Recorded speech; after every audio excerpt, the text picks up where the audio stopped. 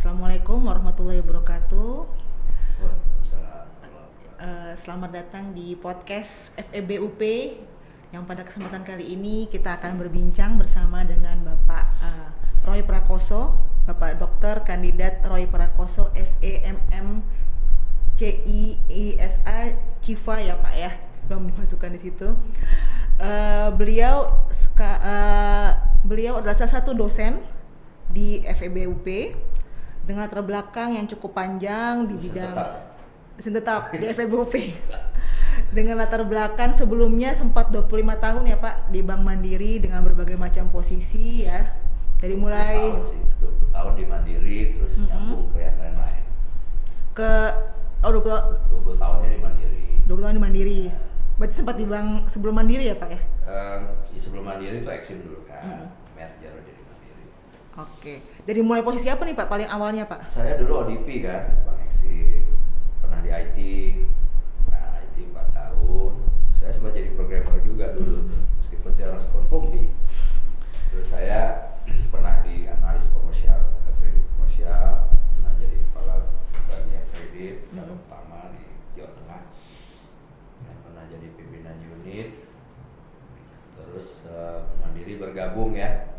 Mandiri gabung karena Krismon. Akhirnya sampai masuk ke Mandiri itu macam-macam, pernah diminta aja sebagai project manager untuk implementasi core banking system di domestik maupun di luar negeri. Oke. Sampai 2010 saya di Mandiri. Oke, 2010 terakhir. Berarti mayoritas IT dong ya Pak di sana juga Enggak ya? juga, saya di terakhir tuh saya pernah di kredit, saya jadi Oke. pernah di capital market, pernah di IT, pernah di kredit, pernah di cabang juga, di operasional cabang, pernah. Kemudian ya di project, banyak juga di project saya gitu, di banking gitu. Ya kemudian pernah keluar dari banking, saya buat perusahaan sendiri namanya Maesa Prima Solusindo. Jadi bergerak di bidang jasa konsultan dan pelatihan untuk banking, mostly sih perbankan ini klien saya. Terakhir sekarang masih di Bank Riau Kepri Syariah Sebagai ini ya Pak, komisaris ya, independen komisaris. Oke, tapi juga punya pengalaman terkait digital juga di salah satu ya, saya di fintech ya? peer-to-peer lending. Peer-to-peer lending. Peer-to-peer lending, namanya Bantu Saku, atau di Bantu Saku. Di Kuningan sana. Jadi saya 2 tahun jadi ikut juga membangun Startup, perusahaan. bangun ya. Membangun. Startup Sekarang bisnis. sudah, kalau lihat di websitenya Bantu Saku tuh udah menyalurkan sekitar 5 triliun lebih. Itu dalam kurun waktu belum sampai 3 tahun perusahaan ini gede. Cepet ya perkembangannya. Karena dengan teknologi tadi ya.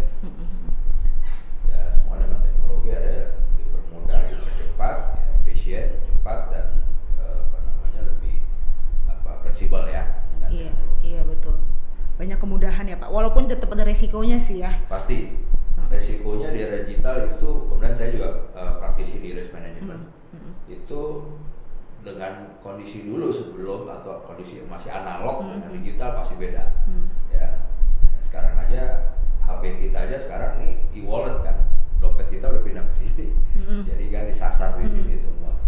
Ya ibaratnya kalau boleh dibilang kemarin ada APK lah, masuk yang iya kan, itu kan malware yang bisa akhirnya menguras dompet kita di sini. Nah ini yang perlu kita Risiko terbesarnya itu ya. Iya, banyak lah dunia IT. Ya kemarin juga kebocoran data-data pribadi. Ya kan, data kita di Itu beberapa risiko lainnya. lembaga di marketplaces bocor dengan dijual belikan di ini sebenarnya memang Segala KTP kita ya Pak ya. itu dijual belikan karena di era namanya big data. Iya. Nah, big data itu semua informasi, semua data dari manapun ini diproses dengan tujuan untuk berbagai macam ya. Jadi untuk kepentingan bisnis. Jadi dalam menentukan target market itu orang lebih precise ya. Nggak pakai spider web, sarang laba-laba kita bikin sarang laba-laba yang masuk ke situ dapat enggak. Tapi sekarang pokoknya udah jelas nih. Roy Prakoso apa nih dari kajian big data analitiknya, seleranya apa, range-nya berapa, periode belanjanya kapan, itu bisa dipredik dengan cara itu. Nah itulah canggihnya dengan era sekarang ini nih, di industri 4.0 ini ya. Tapi bicara risiko resiko, pasti kan sebenarnya lebih besar peluang daripada resiko sebenarnya ya Pak dengan adanya kemajuan digital seperti ini. Ya sebenarnya berbanding hampir linear sih. Jadi high risk high return ya. Di mana ada peluang besar pasti resiko juga besar. Nah, tinggal tapi kan kita punya manajemen risiko ya. Bisa kita manage manajemen. Jadi ada aspek. Kalau di perbankan itu bahkan kita ada bank konvensional itu ada 8 risiko yang bisa kita manage. Itu kajian kita mengacu ke BESAL ya. BESAL itu salah satu lembaga memang yang menerapkan risk management yang ada di Eropa sana. Nah, kalau bank syariah malah nambah, ada 10 risiko. Ada 10 risiko, nambah bonus 2. Jadi bukan jadi syariah risikonya kurang, nambah. Nah, inilah makanya kalau saya orang bank ya, orang finansial lah dari dulu ya. Di fintech pun finansial, meskipun pernah taruh di IT juga. Tapi intinya kalau di lembaga finansial itu kan memang menjaga kepercayaan.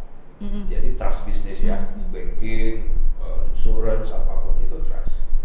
Kalau orang nggak percaya ya dia lari, tarik dananya susah banget, bubar. Kayak kasusnya Silicon Valley Bank di Amerika kemarin kan. Ya orang nggak, udah distrust, udah repot. Jadi itu yang terjaga. Makanya kalau di banking harus di manage sekali tuh, ya masalah risiko ini. Nah saya kebetulan dipercaya ya berapa kali memberikan refreshment mengenai risiko, kemudian juga sebagai konsultan dan lain-lain.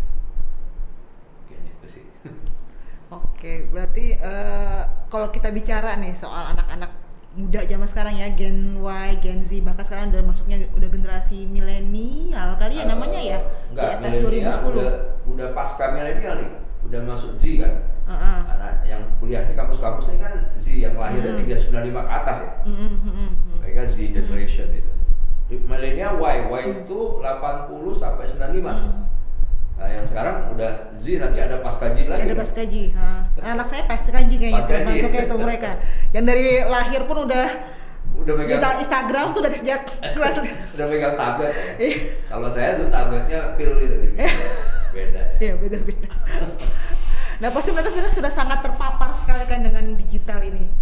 Ya, jadi mungkin kalau misalnya mau di Pak Roy sebagai praktisi sekarang, terus kemudian melihat anak-anak muda sekarang gimana supaya pengetahuan digital mereka tuh nggak sia-sia gitu, yang nggak cuma sekedar browsing, beli, jajan gitu. Itu kira-kira ya, ada mungkin ya terkait dengan itu sama dengan topik kita hari ini ya. Topik kita apa mungkin bisa saya lupa tadi. Pokoknya mengenai digital apa? Ya, jadi kesiapan kemarin saya diminta kurniakan artinya kesiapan generasi sekarang ini, generasi yang sekarang, yang anak-anak kita di bawah kita nih, mungkin cucu saya nanti ya gitu, insya Allah ya. Artinya gimana sih menghadapi era ke depan ya, yang semakin tentu berbeda ya. Ada pepatah gini, kita tidak bisa menggunakan cara sama untuk mengatasi hal-hal yang masalah yang sama sekali berbeda. Ya betul. Nggak bisa. Jadi saya pakai cara saya generasi X namanya, pakai cara-cara Gen X untuk mengatasi problemnya anak-anak Gen Z namanya, atau Y, atau mungkin nanti pas tadi nggak bisa. We should find a new way out, or a new problem solving ya, solution lah in ya, order to resolve the problems gitu. Nah ini mungkin kita bisa dari ini mengacunya, ini ada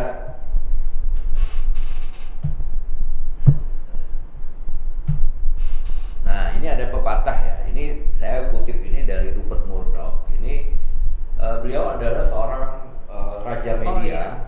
Kalau nggak salah dulu punya CNN juga ya. Sekarang di Fox tuh. Jaringan Fox. Jadi beliau bilang the world is changing. Ya, big will not beat the small anymore. It will be the fast beating the slow. Jadi harus cepat sekarang ini. Nggak bisa ya pelan. Bukan yang besar lagi, yang cepat gitu. Semuanya harus cepat ya. Setuju Pak. Nah, era digital itu memang membuat orang juga bertindak cepat, mengambil keputusan karena informasi pun tersedia dengan murah dan melimpah. Dasar pengambil keputusan yang baik adalah adanya informasi yang cukup ya. Nah, jadi kalau dengan diperlukan informasi itu zaman saya mungkin susah karena belum ada internet. Baca koran, cari buku, harus ke pustaka fotokopi ya Pak ya. Sekarang ada e-book, Iya. bahkan Di Google sekarang semua ada. Bukan hanya Google, sekarang ada yang baru ChatGPT. Oh iya, betul. Nah saya udah pakai ChatGPT, udah mulai ninggalin Google nih. Untuk S3 saya mungkin ChatGPT aja nanti gitu ya. Iya. Jauh lebih mudah ya Pak ya, semuanya langsung dijawab. Dijawab dan Dengan detail bahasa kan, yang keluar, gitu bahasa kan, yang sampai. rapi, yang bagus. Jadi itulah ya. Jadi tentunya karena ini akhirnya semakin terbuka informasi dengan ChatGPT ini ya. Ya tentu semuanya juga ada pro kontra ya. Ada risiko, ada juga dampak-dampak lain yang perlu kita pikirkan ya. Pastilah ya. Jadi nobody's perfect, nothing is perfect gitu. Pasti ada yang perlu kita pikirkan. Dan loophole ya pasti ya Pak ya. Ya. Nah, memang harus cepat. Artinya cepat dan terukur tentunya ya. Bukan hanya kalau saya di bank juga, saya selalu maunya bilang ke staf saya, ini nggak bisa nunggu. Kompetitor kita juga mau masuk ke sini dan mereka juga melihat semuanya. Kayak kita main bola kan, kita ngoper bola itu harus cepat. Nggak bisa kita tunggu disamber sama musuhnya masuk gawang kita. Jadi harus cepat dan tapi kita punya suatu tools yang bisa menganalisa, mengkaji dengan akurat, cepat dan akurat. Nah di era big data, kita bilangnya sekarang di 4.0 itu kan big data. Big data itu semuanya dikelola dengan cepat. Ya, contoh fintech, makanya saya pernah di fintech juga. Kita ngasih pembiayaan orang minjem uang ada di pelosok Papua, pelosok Aceh, di pedalaman mana Labuh. Itu hanya dengan handphone 4G ini mereka udah bisa pinjam uang. Nggak harus datang kayak dulu ke bank ya. Itu dari mana? Karena dianalisa, big data analitiknya jalan. Nah kemudian buat namanya scoring, ya udah keluar orang layak apa enggak. Dan data kita itu kenapa dicari? Karena itu menjadi bahan bakar untuk di era big data ini untuk dikelola, diolah dan dijual. Makanya banyak pencurian, data breach namanya. Itu di black market, pasar-pasar itu dijual dan nggak murah. Mereka pakai juga jual belinya nggak mau pakai uang cash, mereka pakai uang digital, koin. Nah mereka tahu karena nggak mau dilacak. Nah itulah efek negatifnya ya. Seperti itu. Dulu kita data, kasih data. Fotokopi KTP di mana-mana. Fotokopi KK ya. Dulu bahkan beli gorengan kertasnya bukan fotokopian KK, fotokopi ijazah. Karena kita belum sadar itu. Ngeri kalau seperti itu hari gini ya. Jadi kalau menurut saya, nah ini juga ini sebenarnya teori Abraham Maslow ya. Tapi dimodifikasi ya Pak ya, ada WiFi sama baterai ya, life. Jadi ada WiFi dan baterai life. Ini sebenarnya dulu nggak ada ya. Jadi kita bicaranya full center security belonging. Sekarang WiFi lebih penting daripada. Kenapa ada baterai life? Karena orang di sini nggak bisa hidup Pak. Without battery. Gitu. Jadi kalau udah minus itu udah nyari colokan ini. Jadi kita cari WiFi juga udah, ini udah pakai data. Kita nyeternya di mana cari kan? Kalau perlu kita minum teh ya dengan biaya minimalis tapi dapat akses WiFi yang maksimalis. Betul. Cannot live mendingan ketinggalan dompet daripada ketinggalan handphone ya Pak ya. Nah itu. Karena kalau saya tanya juga kalau saya mengajar pelatihan keuangan, Bapak Ibu ini lebih takut dompet atau handphone? Handphone Pak, kalau dompet nggak usah pulang, kalau handphone balik tuh dia orang juga. Iya betul. Cari di rumah handphone aja. Kali kalau bapak-bapak ya yang pegang ibunya gitu ya. Handphonenya enggak.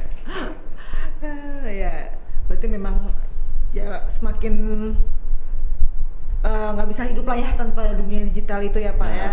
Ya, jadi faktanya dan perusahaan telekomunikasi kan sekarang mereka juga lihat apa sih needs dari customer gitu ya. Jadi sekarang rata-rata HP itu dia punya durability baterainya tuh bisa bertahan sekian lama, ada fast charging karena dia tahu kebutuhannya itu kan. WiFi juga sekarang di mana-mana banyak dan akses itu. Jadi kalau dulu zaman saya orang belum ada itu, belum paket data yang dicari ya. Orang nyarinya pulsa dulu. Kalau sekarang jualannya pakai data kan. Nah, pulsa 5.000 dapat berapa gigabyte gitu ya. Yang dicari ini karena ya untuk mengatasi itu ya. Jadi kita harus well connected ya, on a daily basis, tiap hari harus nyambung pokoknya ya. Kalau enggak kayaknya dunia udah serasa ini mau selesai gitu ya, tanpa wifi, tanpa koneksi. Iya.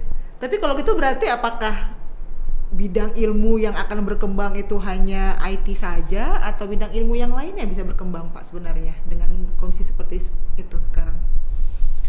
Ya, IT ini kan sebenarnya boleh dibilang, orang bilang IT itu kan tools aja ya, supporting tools ya. Dia supporting, mendukung ya. Meskipun memang sekarang platformnya kita berjalan di landasan memang berbasis IT.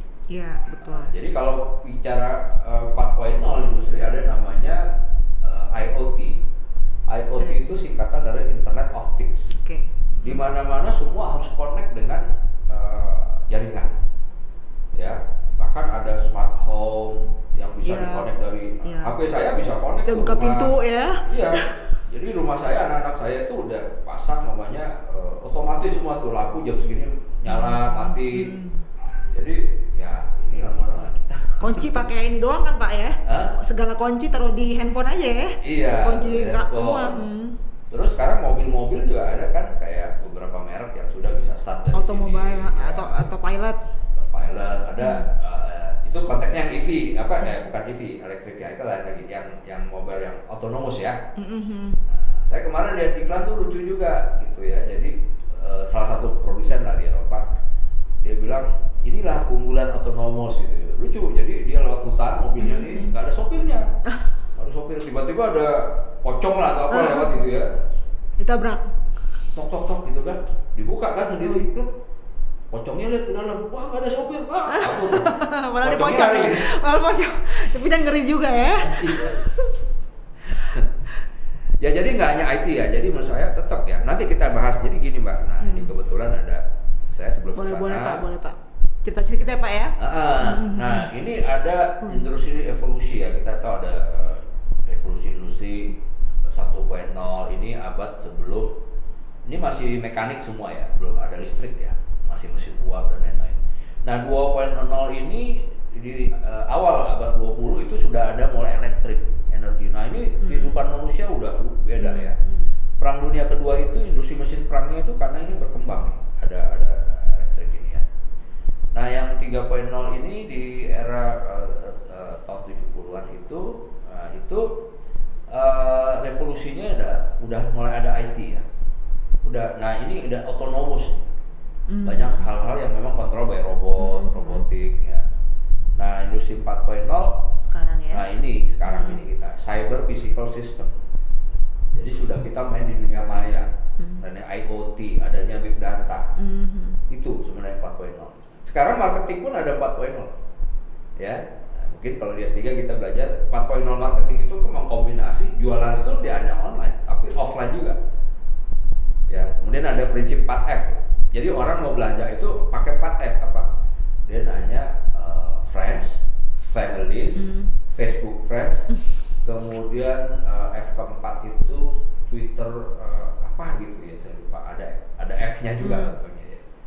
Nah itulah ya, industri sekarang udah beda. Kita di dunia industri jasa maupun manufaktur udah harus dengan market itu adaptable ya. Kalau kita maunya sendiri, gimana mau gue nih customer kalah gitu, pasti ya. udah Tinggalin yang ada, iya. Anak-anak sekarang mungkin lama-lama udah nggak ke ATM karena semuanya udah. Iya. Iya di banking tuh ATM. Bener. Orang mau nyari duit cash aja. Nah sebenarnya udah ada QRIS ya. Iya. Belanja QRIS. Udah nggak pakai edisi lagi. Kartu pun KTP udah digital. Jadi udah di sini semua Mbak. Nggak ada lagi dompet kita tuh kebanyakan kartu, nggak ada KTP. Mana KTP? Tunjukin nih Pak KTP saya. Jadi ya harus memang berubah ya. Nah industri 4.0 itu kesananya perubahannya cepat. Semakin cepat sekarang teknologi. Nah salah satu keunggulan di era digital itu adalah dia scalable. Artinya gini, mudah dikembangkan. Contoh gini, Gojek itu dulu cuman angkutan ojek. Betul. Akhirnya dia Motor ya. scalable. Sekarang Dia meluas dari macam-macam. mana? GoFood, Gosen, GoMasas, Grab, GoTiket ya. GoTiket. Waduh, banyak banget. Itu hebatnya digitalisasi. Dia dengan mudahnya, kalau di era analog nggak bisa. Jadi dengan mudahnya dia mengembang semuanya. Cepat, dia bisa cepat. Nah tadi yang dibilang cepat, ya kan? Akhirnya orang bisa Betul, one stop solution, one stop shopping. Cukup megang satu aplikasi, Iya. semuanya udah dapet ya situ ya. Dan mereka juga sekarang kan produknya makin berkembang. Ya, ada pay letter. Ya. Anak-anak sekarang mungkin nggak tahu kredit lama-lama. Apanya pay letter? Padahal pay letter itu kalau di bank ya kredit gitu Iya, kan. iya. Bahkan bisa akuisisi bank sekarang mereka ya, punya bank juga mereka, Bank Jago itu. Iya. Itu kerjasama atau apa sih Pak bentuknya Pak? Nah gini, bank itu fintech pun ada 4 jenisnya ya. Peer to peer lending, ada payment. Peer to peer itu kalau kita tahu ada Kredivo, Investri, dia ngasih pinjaman Peer to peer ya. namanya. Nah kalau yang payment itu contohnya gini kayak Dana, OVO. Oh iya, oke. Ya itu sebenarnya payment System ya? Ya, jadi hanya untuk payment system. Oke. Ada market agregator. Agregator itu kalau saya cari suatu produk atau jasa saya nggak usah belanja. Iya, Saya cukup satu aja. Saya nanya. Ya, kamu nyari asuransi cukup di situ, nanti dikasih tahu ada asuransi ini. Adalah yang salah cocok. banyak Iya. tuh asuransi, Iya, kartu kredit. Iya, betul. Saya asuransi mobil saya pakai agregator. Iya, betul. Sama saya juga Pak. Gitu ya. Jadi saya bilang saya mau yang murah, riwayat klaimnya Iya. baik dan rekanan bengkel banyak. Udah dicari tuh. Dia nyari Pak ada sekian mau yang mana? Iya. Gitu ya. Yang terakhir investment, ya untuk investasi lah ya. Nah kalau banking macam-macam. Nah, bank juga berkembang dengan era digital nih. Ada bank konvensional dengan produk digital. Oke. Nah kayak bank saya dulu tuh. Jadi dia punya produk-produk digital, tapi ada bank digital. Yang fully digital ya Pak? Fully digital. Sebenarnya konsepnya kayak fintech. Dia nggak punya kantor, hanya satu kantor, semuanya by aplikasi. Orang buka rekening, buka CHF, rekening, mau Cukup pakai tabungan, aplikasi aja. nggak ketemu. Nah ketemu sama CS-nya, nggak ketemu sama Nggak. teller ya. Nah, ini ruginya kalau yang laki-laki. Kalau CS-nya cantik, waduh, saya nggak bisa kenalan. Lain Rugi. tempat lain. Atau kenalannya. robot, ketemunya dengan chatbot. Iya, Chatbot betul, atau betul. Iya. ada yang memang video tapi robot, artificial intelligence, AI kan. Nah, ini rugi hidupnya yang hidup zaman sekarang juga tuh, kalau dari aspek itu. Dari Kalau aspek cari dulu. sosialisasi susah Nah, ya. buat yang jomblo. Susah, Iya, jadi iya. interaksi dengan manusia makin kurang.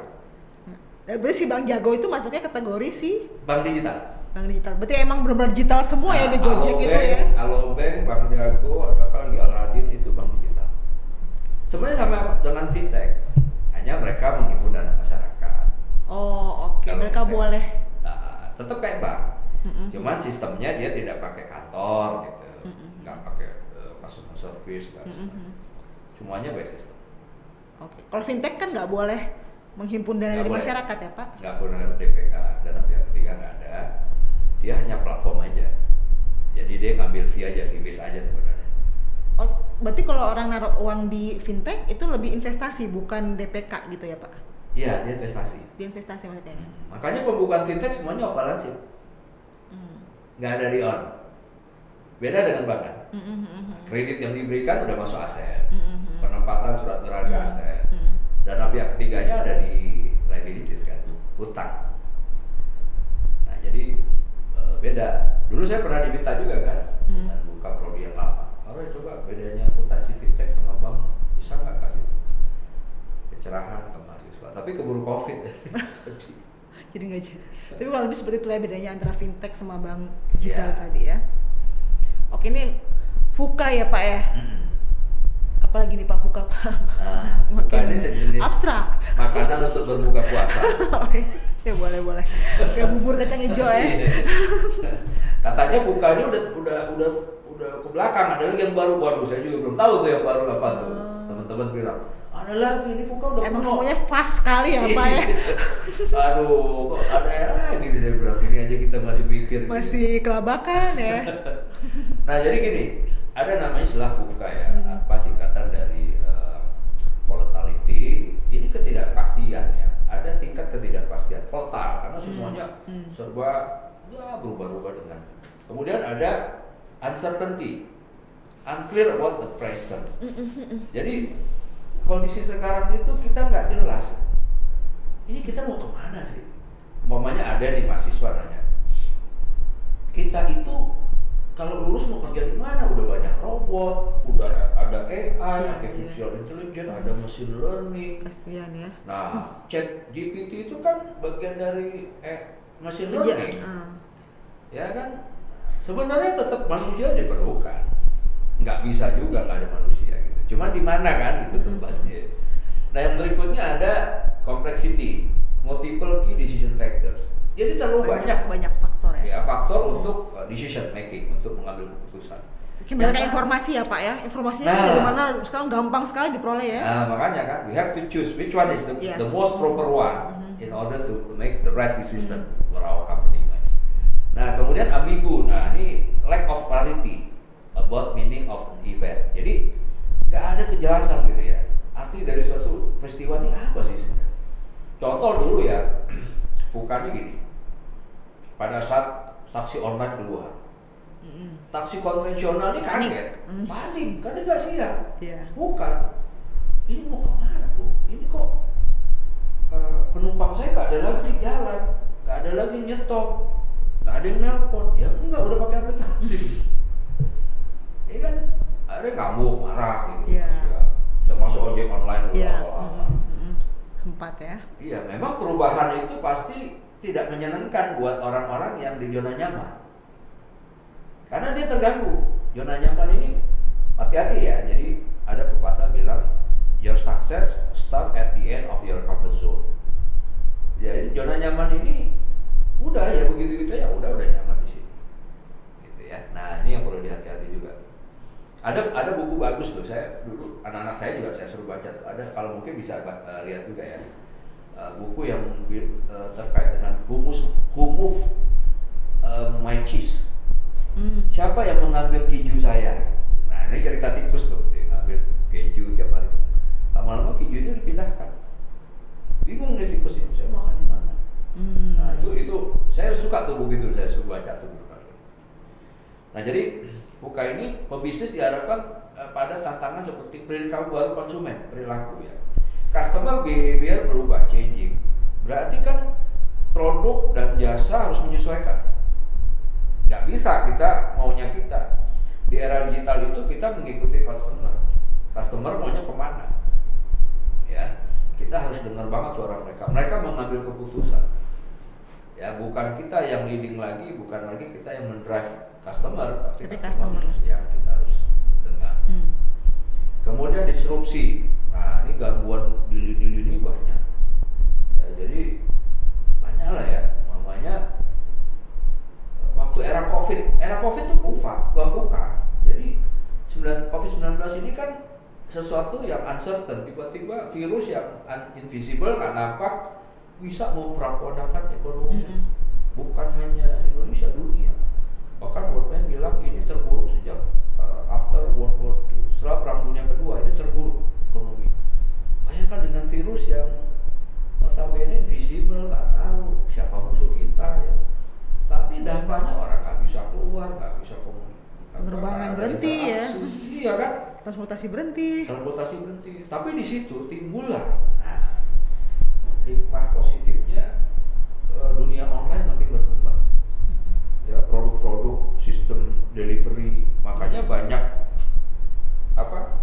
orang delivery dulu cuma kita tahu 2 merek. Nah, sekarang banyak kan, macam-macam. Di situ melihat potensi pasarnya. Betul. Nah, fintech ini berkembang waktu COVID karena orang mau pinjam duit, bank-bank pada menutup dana, nggak boleh. Mereka lagi restrukturisasi, banyak macet, kreditnya diperketat. Akhirnya fintech ini namakan dengan bunga tinggi, laku. Oh iya, selama pandemi kemarin ya? Oh, booming. Makanya banyak yang bodong kan. Fintech bodong itu banyak yang nggak terdaftar di OJK. Ilegal ya? Ilegal.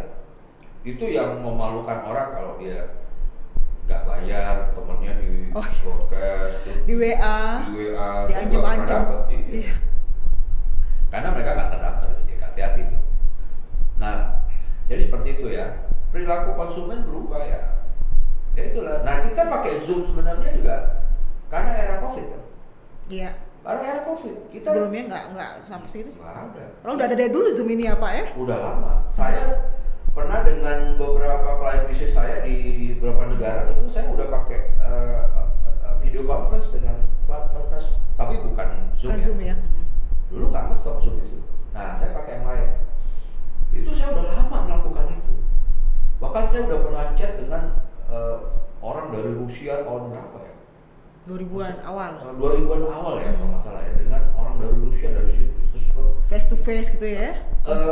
waktu itu saya masih belum kepada video call ya, masih ke audio. Dengan chat, Oh oke. chat kadang audio. Masih dulu pakai yang namanya saya lupa ya. Dulu ada yang top tuh Skype. Oh iya. Betul. Ya kan, Mbak ya? Saya ngalamin juga tuh Skype, masa-masa Skype. Iya kan, Skype itu. Malah Skype sekarang kesusul ya. Sekarang jarang kayaknya make tuh, nggak ada kayaknya. Corporate sih Masih make ya? Corporate banyak kan. Nah kompetitor kita juga nggak bisa diprediksi. Tadi kan taksi online, pedagang tuh bukan hanya yang depan toko kita, tiba-tiba dia jualan online. Ini menarik, saya pernah nanya toko, Mas kok saya nggak lihat sepi-sepi aja sih pelanggannya. Oh kita ramenya di online Pak. Itulah yang sebenarnya marketing 4.0. Dia nggak hanya mengandalkan physical store, tapi dia punya juga yang online store. Di situ ternyata, duitnya dari situ dia. Jadi dia punya fisik juga. Karena sekarang orang juga toko fisik ya, sorry ya, kadang-kadang dia hanya datang lihat nih speknya. Bagus juga nih, cari online berapa sih? Cuma buat ini doang ya? Buat lihat fisiknya aja. Iya, lihat fisik, dia lihat, ini bagus nih, RAM-nya bagus nih. Mungkin gitu ya. Ya, mungkin saya juga masuk yang itulah.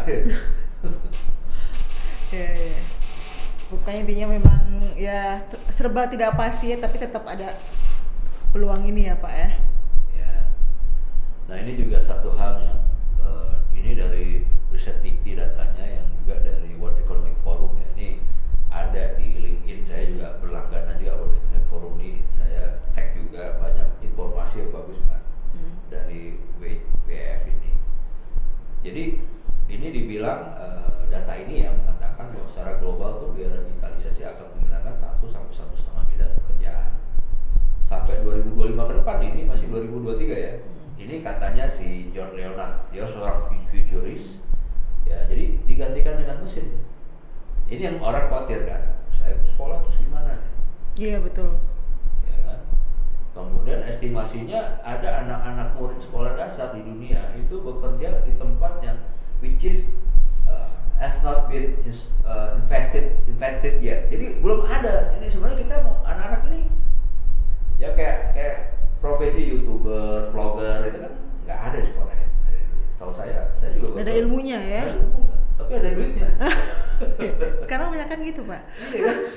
Saya pikir juga enak juga ya kerjanya, happy dapat duit mamanya gitu ya. Nah ini juga hati-hati ya, kemarin saya dengan anak-anak yang anak magang nih Mbak, lagi di ruangan, terus saya lagi menjelaskan gitu menadaptasi gitu ya, terus saya lihat satu anak, kok kamu lagi videoan atau gimana sih? Ternyata dia lagi live di salah satu aplikasi. Dia live, nah live itu dapat duit katanya. Ya, dapat duit lah. Saya ada tanya anak saya, oh iya tuh bisa tuh. Ya saya bilang, kamu hati-hati. Kamu harus minta permisi dulu, minta izin, karena ini kan dipublikasi. Kan tidak boleh. Saya kan mungkin saya keberatan jadi publikasi. Oh iya betul. Iya privasi loh. Iya. Anda sekarang hati-hati juga nih. Nah, anak-anak ini mungkin nggak paham lah, nggak sengaja. Akhirnya dimatikan. Nanti kamu harus privasi.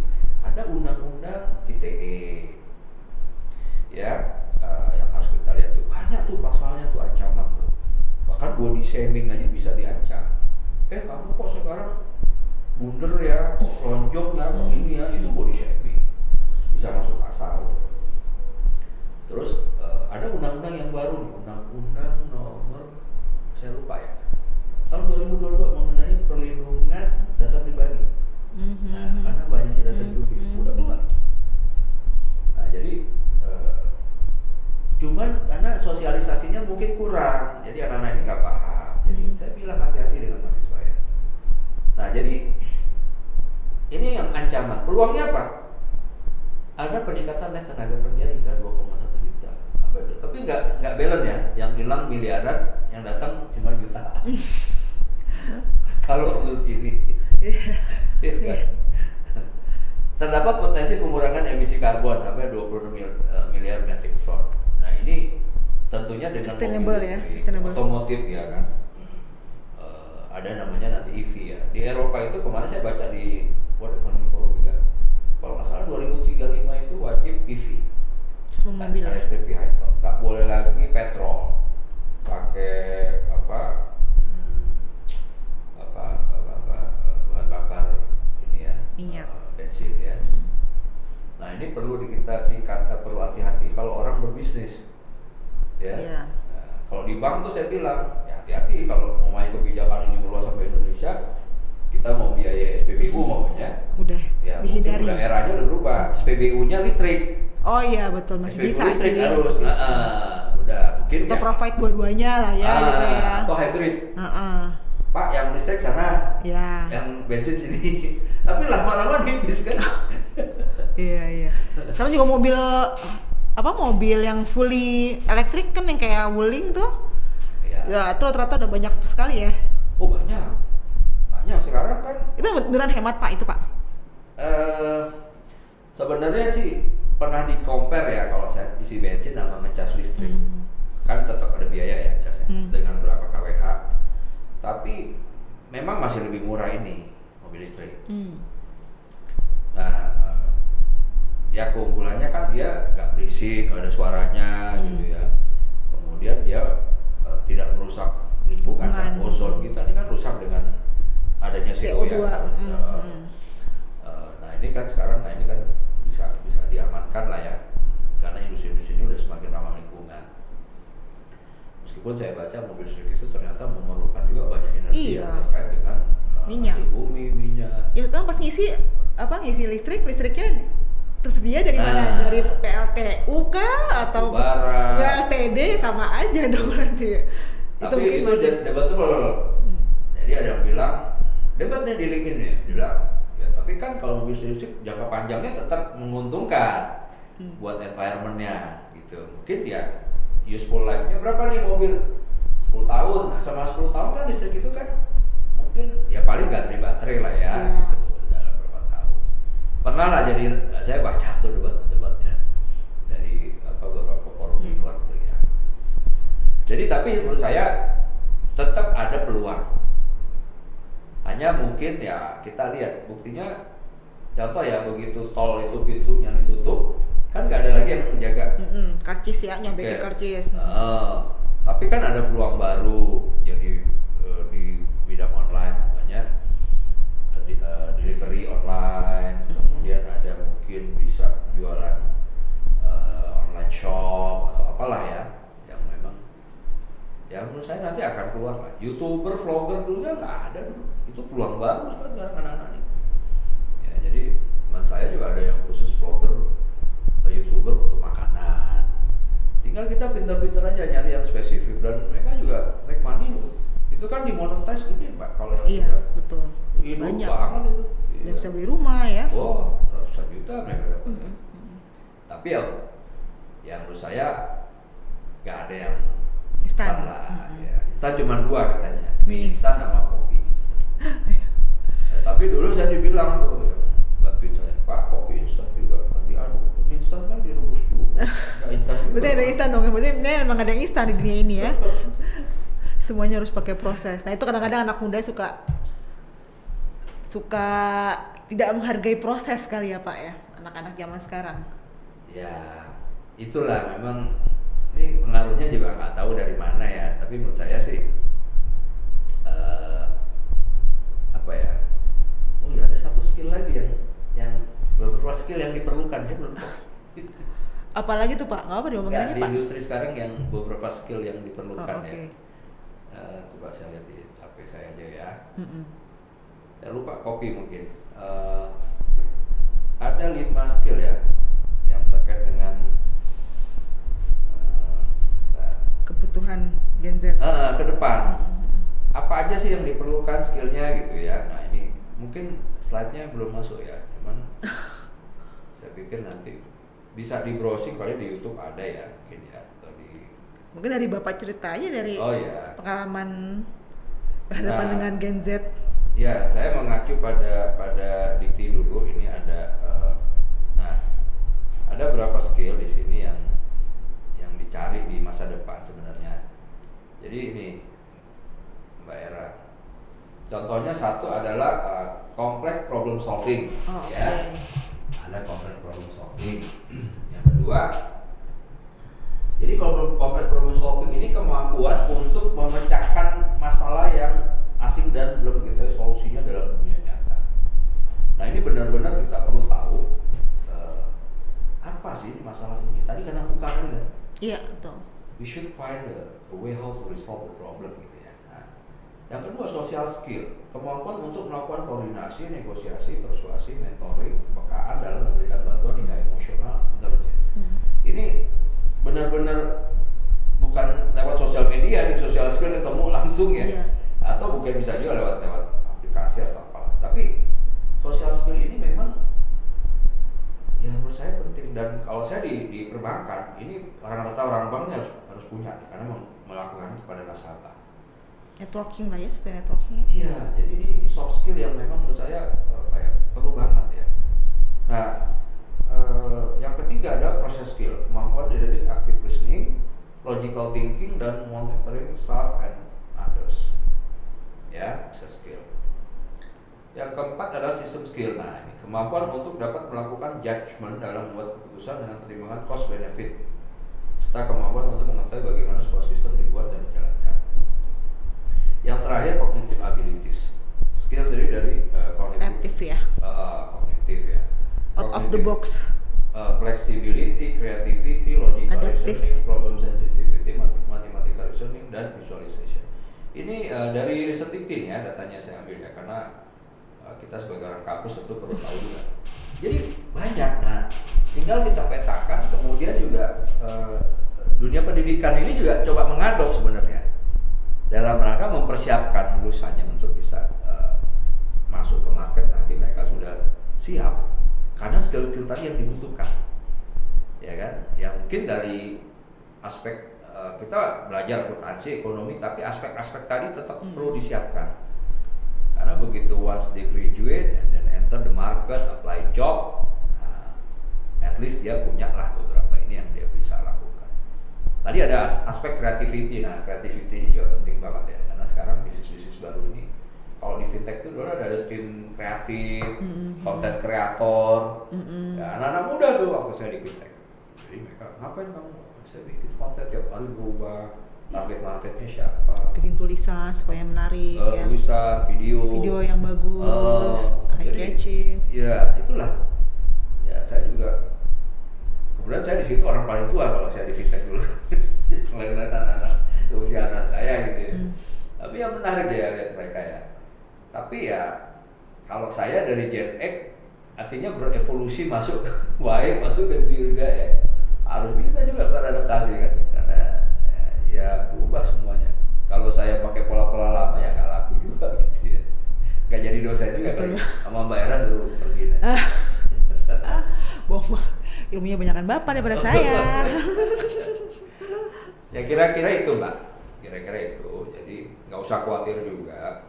Dan kalau saya percaya satu, yang saya selalu sampaikan di era digital ini, bahwa perlu kita yakini manusia itu makhluk sosial, bukan makhluk digital. Pada akhirnya ya. Iya. Secanggih apapun aplikasi. Betul Pak. Kita perlu human touch. Betul. We need to meet, to see it each other. Ya, nggak bisa lah cuman virtual gitu ya. Kita dimudahkan boleh, tapi tetaplah kita perlu, kalau orang tua dengan anak perlu hugging. Ada namanya the power of hugging. Itu tetap perlu. Nggak bisa kita meluk virtual jadi jauh. Ada bonding yang pasti nggak ketemu. Jadi menurut saya yakin itu aja. Bagaimanapun manusia itu makhluk sosial, bukan digital. Dan semua proses ini itu nanti pada saatnya ada seleksi alam.